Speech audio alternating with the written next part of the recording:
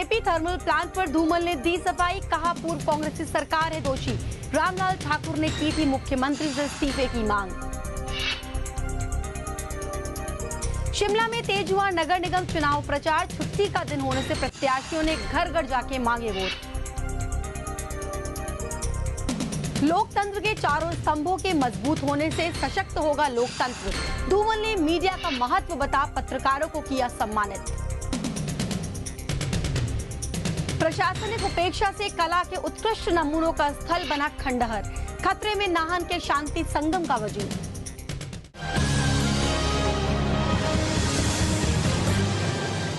नमस्कार, हिमाचल आजकल में आपका स्वागत है। मैं हूं निधि शुक्ला। अपने इस खास न्यूज बुलेटिन में हम आपको दिखाएंगे राज्य की हर वो खबर जिसका सरोकार सीधे आपसे है। जेपी कंपनी के थर्मल प्लांट पर सफाई देते हुए मुख्यमंत्री प्रेम कुमार धूमल ने कहा कि इसके लिए पूर्ण रूप से पूर्व की कांग्रेस सरकार दोषी है। कांग्रेस की तत्कालीन सरकार ने 2004 में सभी स्वीकृतियां दी। इतना ही नहीं, केंद्र सरकार ने बिना राज्य सरकार की सहमति के ही थर्मल प्लांट लगाने की अनुमति प्रदान कर दी, जबकि इसे लगाने के लिए राज्य सरकार ने अब तक कंसेप्ट ऑफ ऑपरेट नहीं दिया है। धूमल ने कहा है कि उनके सत्ता में आते ही प्लांट के विरोध को देखते हुए विशेष कमेटी गठित की गई। अतिरिक्त मुख्य सचिव की रिपोर्ट में साफ कहा गया है कि यहां प्लांट का भारी विरोध हो रहा है और इस बाबत PIL भी दाखिल की गई है, लेकिन इस पर भी केंद्र सरकार की पर्यावरण संरक्षण कमेटी ने कोई ध्यान नहीं दिया। 27 फरवरी 2010 को इसी थर्मल प्लांट की क्षमता 25 मेगावाट से घटाकर 10 मेगावाट कर इसे A श्रेणी से B2 में बदलकर अनुमति दे दी। उन्होंने कहा कि उच्च न्यायालय ने भी सरकार के फैसले के अनुरूप ही इस प्लांट को तोड़ने का आदेश दिए हैं। धूमल ने कहा कि कांग्रेस के नेता जानते हैं कि सच्चाई क्या है और जिस तरह अधिकारियों पर कार्रवाई की बात की जा रही है, ऐसा कुछ भी नहीं किया गया। उन्होंने कहा कि जांच कमेटी अधिकारियों पर भी मामले दर्ज कर सकती है। ब्यूरो रिपोर्ट, हिमाचल आजकल।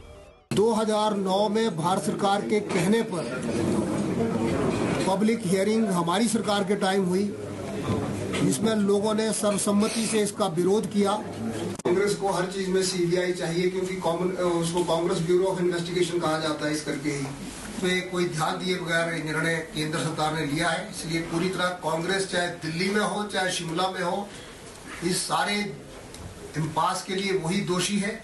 वहीं इससे पहले वरिष्ठ कांग्रेसी नेता और पूर्व मंत्री रामलाल ठाकुर ने कहा है कि जेपी सीमेंट कंपनी मामले पर मुख्यमंत्री को अपने पद से इस्तीफा दे देना चाहिए ताकि इसकी निष्पक्ष जांच हो सके। बिलासपुर में रामलाल ठाकुर ने कहा कि सरकार ने जेपी कंपनी के थर्मल प्लांट को लगाने के नियमों को ही बदल कर रख दिया था। उन्होंने जेपी कंपनी द्वारा प्रदेश के कुछ हिस्सों में वन क्षेत्रों पर अवैध कब्जों के भी आरोप लगाए। उन्होंने कहा कि बाघा में 250 बीघा वन भूमि पर अवैध कब्जा करने के अलावा कोट कहलूर क्षेत्र के गौड़ी संग्राणा में भी बुलडोजर चलाकर कंपनी ने वन क्षेत्र को तबाह कर दिया है, लेकिन सरकार कंपनी पर कोई कार्रवाई न कर मूक दर्शक बनी हुई है। Honourable high court double bench ने जो फैसला किया वो है कि किस प्रकार से थर्मल पावर स्टेशन लगाने के लिए जो है वो जो पॉलिसी है उसको बदला गया और जेपी इंडस्ट्री को किस प्रकार से पहले 25 मेगावाट की और फिर 60 मेगावाट की एप्लीकेशन आ गई कि वहाँ पे थर्मल पावर स्टेशन जो है वो जयप्रकाश इंडस्ट्री जो है वो बघेरी में लगाएगी। मैं ये कहना चाहूँगा कि ये तब तक संभव नहीं होगा कि इसकी बिल्कुल स्वच्छ तरीके से इंक्वायरी हो जब तक हिमाचल प्रदेश के मुख्यमंत्री कुर्सी में बैठे हुए। नगर निगम चुनावों के लिए विभिन्न पार्टियों के प्रत्याशियों ने शहर में जमकर प्रचार किया। रविवार को अवकाश होने के कारण प्रत्याशियों ने घर घर जाकर अधिक से अधिक मतदाताओं से संपर्क करने की कोशिश की। कांग्रेस, भाजपा व माकपा के अलावा निर्दलीय प्रत्याशियों ने लोगों से संपर्क कर शहर की समस्याओं को हल करने के लिए वोट मांगे। जिला कांग्रेस कमेटी ग्रामीण के अध्यक्ष केहर सिंह खाची, नगर निगम के उप महापौर हरीश जनार्था ने चमियाड़ा वार्ड में पार्टी प्रत्याशी महेंद्र सिंह चौहान के पक्ष में प्रचार किया। महेंद्र सिंह चौहान चमियाड़ा वार्ड से अभी पार्षद हैं और पार्टी ने इस बार भी उन पर भरोसा जताया है। इस मौके पर महेंद्र सिंह चौहान ने कहा कि उन्होंने अपने वार्ड में करीब 80% कार्य पूरे कर लिए हैं और बाकी कार्यों को वो अपनी दूसरी पारी में पूरा करेंगे। लगभग 80% काम मैंने कंप्लीट कर दिए हैं और जो मेरे बचे हुए जो काम जो बाकी बचे हैं उसको जो है मैं अभी अगले टेन्योर में उसको पूरा करूंगा और इस वार्ड को मैं एक शिमला के अंदर एक आदर्श वार्ड के रूप में विकसित करूंगा और ये मेरा भरसक रहेगी, कोशिश रहेगी कि मैं अपने वार्ड को एक ऐसा वार्ड पेश करूं लोगों को, क्योंकि लगभग मेरे जो है काम ऑलमोस्ट जो है कंप्लीट हो चुके हैं। जो कमी रह गई है उसको मैं अगले 5 साल में पूरा करूंगा। उधर भाजपा के मेयर पद के प्रत्याशी डॉक्टर एस.एस. मिन्हास और डिप्टी मेयर के प्रत्याशी भानु चौहान ने कृष्णानगर, नाभावाड़ व टूटीकंडी में चुनाव प्रचार किया। इस दौरान स्थानीय विधायक सुरेश भारद्वाज व अन्य वरिष्ठ नेता भी मौजूद थे। इस मौके पर डॉक्टर एस.एस. मिन्हास ने कहा है कि शहर की जनता बदलाव चाह रही है, क्योंकि कांग्रेस शासित नगर निगम लोगों को पानी, सड़क व अन्य सुविधाएं प्रदान करने में नाकाम रहा है। उन्होंने कहा कि मेयर बनने पर उनकी प्राथमिकता शहर वासियों को मूलभूत सुविधाएं उपलब्ध करवाने की रहेगी। जनता चेंज चाहती है, जनता चाहती है कि नई सोच आए, जनता चाहती है कि उनकी बेसिक सिविल एमिनिटीज़ हैं वो पूरी उनको मिल पाएँ, उसमें कोई बहानाखोरी ना हो, उसमें जीरो टॉलरेंस हो। जिस जनता को पानी मिले, जनता को सड़क मिले, जनता को मकान मिले रहने के लिए, जनता को स्ट्रीट लाइट मिले, फुटपाथ मिले, एम्बुलेंस रोड मिले, ये सब जनता चाहती है, जो कि पिछले कई सालों से जनता को नहीं मिला। वहीं माकपा भी इन चुनावों के लिए प्रचार में कोई कसर नहीं छोड़ रही। पार्टी के राज्य सचिव राकेश सिंघा ने कृष्णानगर में वार्ड पार्टी प्रत्याशी सोनिया के पक्ष में प्रचार किया। ब्यूरो रिपोर्ट, हिमाचल आजकल।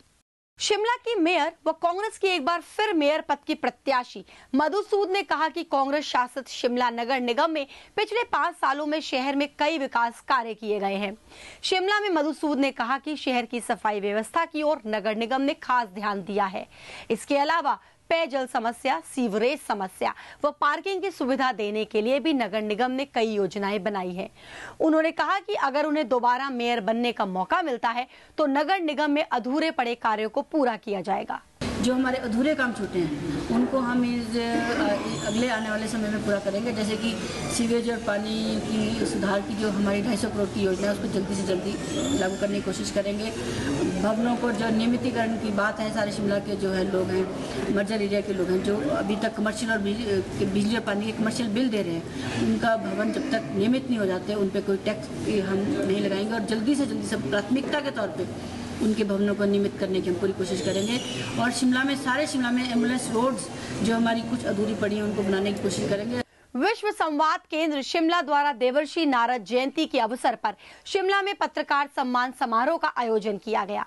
कार्यक्रम में बतौर मुख्य अतिथि मुख्यमंत्री प्रेम कुमार धूमल शरीक हुए, जबकि उत्तर क्षेत्रीय प्रचार प्रमुख नरेंद्र ठाकुर विशेष रूप से उपस्थित हुए। देवर्षि नारद जयंती के मौके पर शिमला में एक पत्रकार सम्मान समारोह का आयोजन किया गया। इस कार्यक्रम में मुख्यमंत्री प्रेम कुमार धूमल ने मुख्य अतिथि के तौर पर शिरकत की। उन्होंने कहा कि आज हर कोई दूसरों में कमी ढूंढता है, जबकि आत्मचिंतन की जरूरत है। उन्होंने कहा कि जब लोकतंत्र के चारों स्तंभ मजबूत होंगे तभी लोकतंत्र सशक्त होगा। उन्होंने ये भी कहा कि नारद जी ही एक पहले पत्रकार थे जो दुनिया भर में घूम घूम कर सूचनाएं देवताओं तक पहुंचाते थे। आज भी खोजी पत्रकारिता की आवश्यकता है। आज हर कोई एक दूसरे में कमी देखने का प्रयास करता है। आत्मचिंतन, आत्मविवेचन की कमी है। और जैसे कहा गया, लोकतंत्र के चारों स्तंभ स्वस्थ हो, अच्छा काम करें तो लोकतंत्र सुदृढ़ होता है। इस मौके पर राज्य के वरिष्ठ पत्रकार प्रकाश लोमी, पूनम भारद्वाज, राकेश शर्मा, निकुंज सूद और अमित कंवर को उत्कृष्ट पत्रकारिता के लिए सम्मानित किया गया। साथ ही लेटर टू एडिटर कॉलम में क्षेत्रीय समस्याओं को अपने पत्र के माध्यम से भेजने वाले रवि संख्यान, जोगिंदर और पुनीत कुमार को भी सम्मानित किया गया। ब्यूरो रिपोर्ट, हिमाचल आजकल।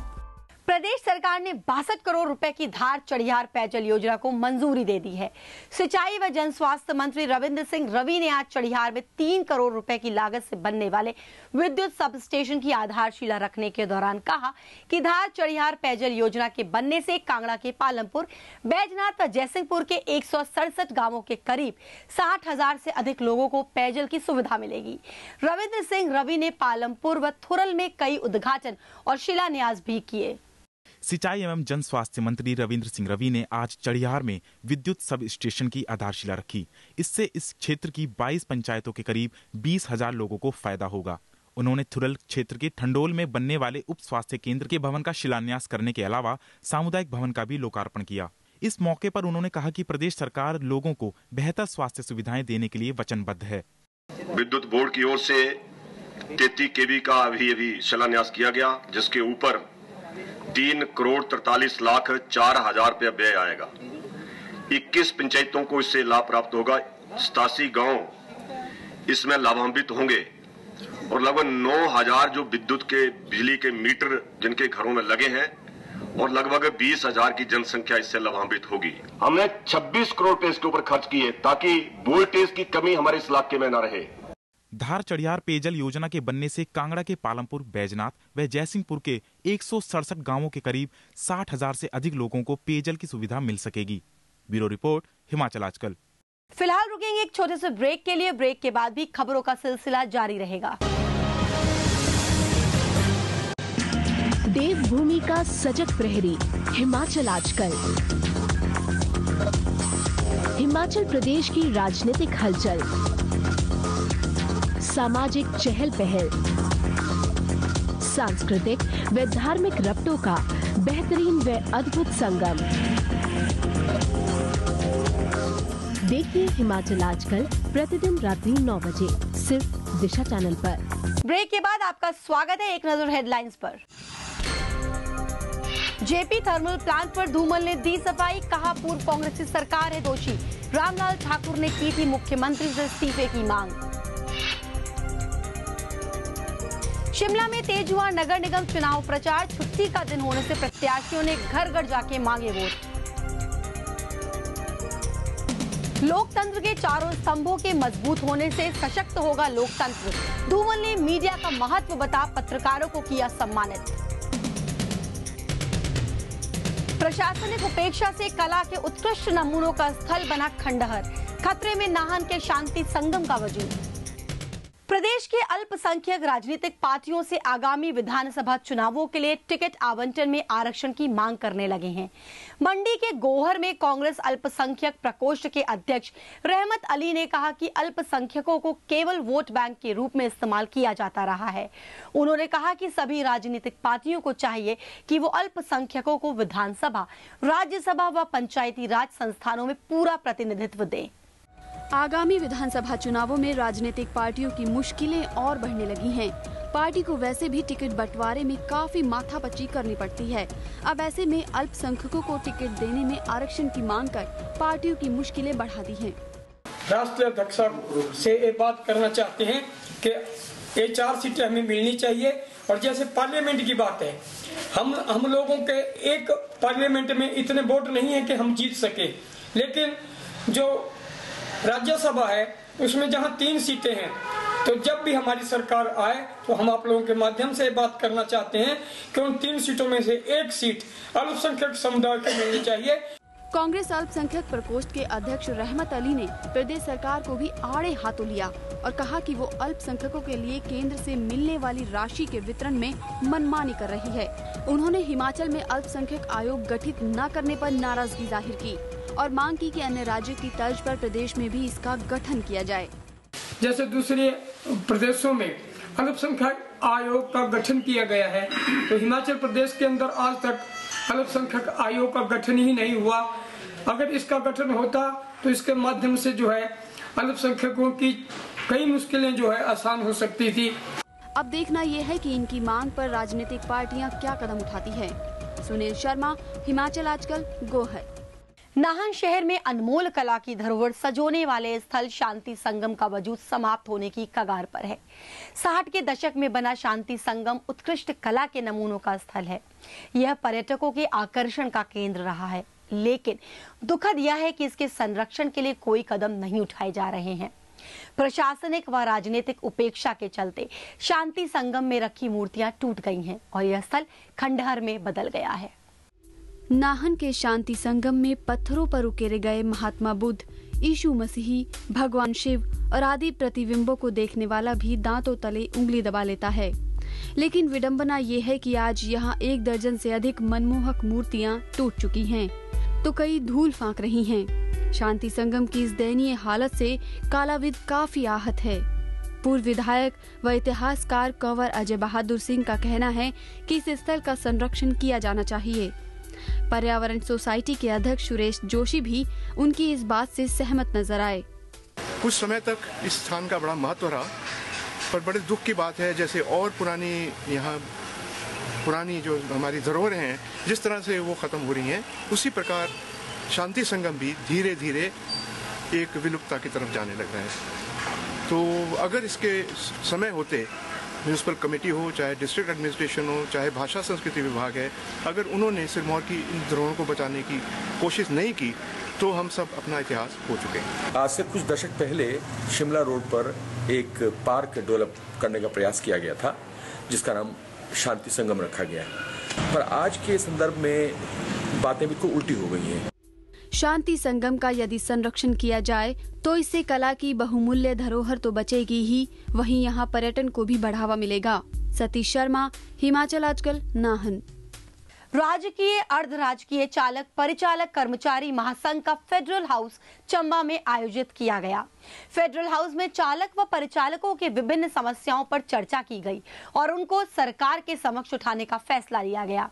इस मौके पर महासंघ के अध्यक्ष शांति स्वरूप ने अफसरशाही को आड़े हाथों लिया और कहा कि अफसरशाही चालकों का शोषण कर रहे हैं। उन्होंने कहा कि सरकार ने चालकों को एक विशेष वेतन वृद्धि देने की अधिसूचना जारी की है, लेकिन कुछ विभागों के अधिकारी इसको लागू नहीं कर रहे। इससे चालकों में रोष है। हिमाचल प्रदेश लोक निर्माण विभाग मजदूर यूनियन अपने विभाग के दिहाड़ी मजदूरों को नियमित करने की मांग को लेकर आगामी 12 जून को प्रदेश के सभी मंडल कार्यालयों पर धरना देगी। यूनियन की जोगिंद्रनगर में हुई बैठक में ये फैसला लिया गया। यूनियन ने जोगिंद्रनगर में भूख हड़ताल कर रहे विभाग के मजदूरों की मांग न मानने पर सरकार की आलोचना भी की। यूनियन के अध्यक्ष रविंद्र कुमार ने कहा कि लोक निर्माण मंत्री अपने क्षेत्र के मजदूरों को नियमित नहीं कर रहे हैं।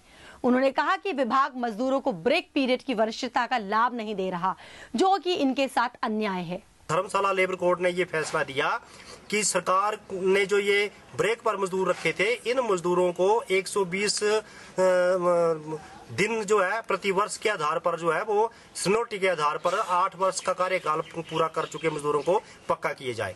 लेकिन फैसले को आए हुए भी 1 साल जो है वो होने लग पड़ा, लेकिन पीडब्ल्यूडी विभाग की ओर से और सरकार की तरफ से जो है उस पर कोई भी कदम नहीं उठाया गया। तो ये जो मजदूरों के साथ जो है वो सरकार जो है वो हिटलरशाही की तरह जो है वो अन्याय कर रही है, तो इसके खिलाफ हमारा ये धरना है। और हिमाचल गौरव मंच के संयोजक व पूर्व विधायक दूलो राम ने आरोप लगाया है कि प्रदेश सरकार उद्योगपतियों पर खासी मेहरबान बनी हुई है। बैजनाथ में दूलो राम ने कहा कि आम आदमी को जहां जमीन का एक टुकड़ा नसीब नहीं हो रहा, वहीं उद्योगों को करोड़ों की जमीन बांटी जा रही है। उन्होंने कहा कि जेपी कंपनी के मामले में कोर्ट के फैसले से साफ हो गया है कि सरकार उद्योगपतियों को फायदा पहुंचाने के लिए आम जनता के हितों की बलि चढ़ाने में कोई संकोच नहीं कर रही है। पहले से ही जानता हूं कि जयप्रकाश जेपी जो है वो इस प्रदेश को लूटने में आज से नहीं 1977 से लगा हुआ है। पहली एंट्री उसकी 1977 में इस प्रदेश में हुई, तब से प्रदेश की जो प्राकृतिक संपदा उसका दोहन करने में लगा है और उसके कारण प्रदेश को लाभ नहीं मिला। और अब एक नजर सुर्खियों पर।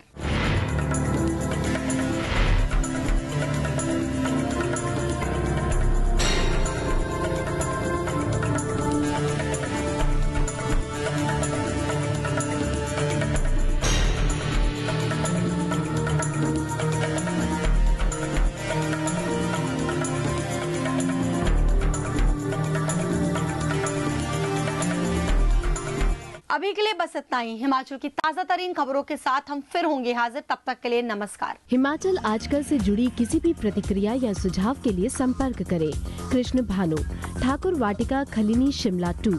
Phone number 09816901200, 017726294111। हमारा ईमेल आईडी है himachalaajkal@gmail.com।